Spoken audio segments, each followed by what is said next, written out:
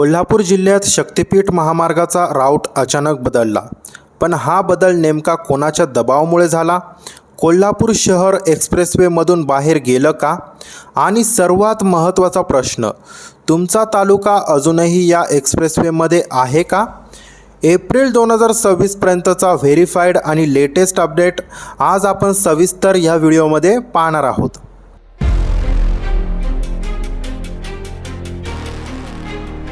शक्तिपीठ महामार्ग हा महाराष्ट्रातील एक मेगा एक्सप्रेसवे प्रोजेक्ट आहे, जो नागपूर ते सिंधुदुर्ग असा सुमारे 856 किलोमीटर लांबीचा असणार आहे. हा एक्सप्रेसवे राज्यातील प्रमुख शक्तिपीठांना जोडणार आहे आणि पश्चिम महाराष्ट्राच्या डेव्हलपमेंटसाठी गेम चेंजर ठरणार आहे. कोल्हापूर जिल्ह्यात राऊट बदलण्यामागचं सर्वात मोठं कारण होतं जमीन अधिग्रहणाला झालेला तीव्र विरोध.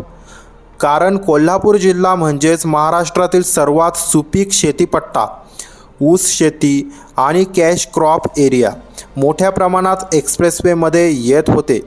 यामुळे स्थानिक शेतकऱ्यांकडून मोठ्या प्रमाणावर आंदोलन झाले आणि सरकारला अलाइनमेंट पुन्हा रिव्ह्यू करावा लागला. 2025मध्ये राज्य सरकारने MSRDCला स्पष्ट आदेश दिले, अलाइनमेंट पुन्हा तपासा, अल्टरनेटिव्ह राऊट पर्याय तयार करा आणि लोकप्रतिनिधींच्या सूचनांचा विचार करा. याच रिव्ह्यूनंतर वेस्टर्न महाराष्ट्र सेक्शनमध्ये मोठे बदल झाले आणि त्याचा थेट परिणाम कोल्हापूर जिल्ह्यावर झाला. आणि सगळ्यात मोठा प्रश्न असा आहे की जर एक्सप्रेसवे कोल्हापूर सिटीमधून जाणार नसेल तर मग तो नेमका कोणत्या बाजूने जाणार? हा अपडेट सध्या संपूर्ण जिल्ह्यासाठी सर्वात महत्त्वाचा मानला जातो आणि पुढचा भाग काळजीपूर्वक पहा. रिवाइज्ड अलाइनमेंटमध्ये सातारा जिल्हा नव्याने इन्क्लूड करण्यात आला. यामुळे एक्सप्रेसवेची डायरेक्शन बदलली आणि डाऊनस्ट्रीम अलाइनमेंट म्हणजेच कोल्हापूर सेक्शन ॲडजस्ट करण्यात आला. कोल्हापूर जिल्ह्याचा काही भाग वेस्टर्न घाट्स इकोलॉजिकल झोनमध्ये येतो.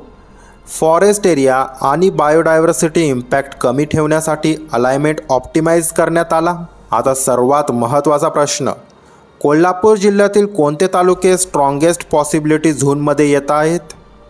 ते आता आपण थोडक्यात जाणून घेऊया. एप्रिल 2026 प्लॅनिंग डायरेक्शननुसार शाहूवाडी, पन्हाळा आणि करवीर आउटस्किट्स या भागांमध्ये एक्सप्रेसवे जाण्याची स्ट्रॉंगेस्ट शक्यता दिसत आहे. तर काही तालुके सध्या अलाइनमेंटपासून दूर राहण्याची शक्यता दिसत आहे.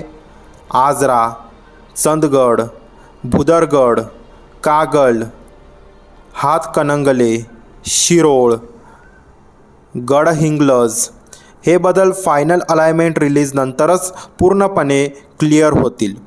सध्या MSRDCकडून विलेज लेवल फायनल अलाइनमेंट अजून पब्लिक डोमेनमध्ये आलेला नाही, पण कॉरिडॉर डिरेक्शन आता जवळपास क्लिअर होत चालली आहे.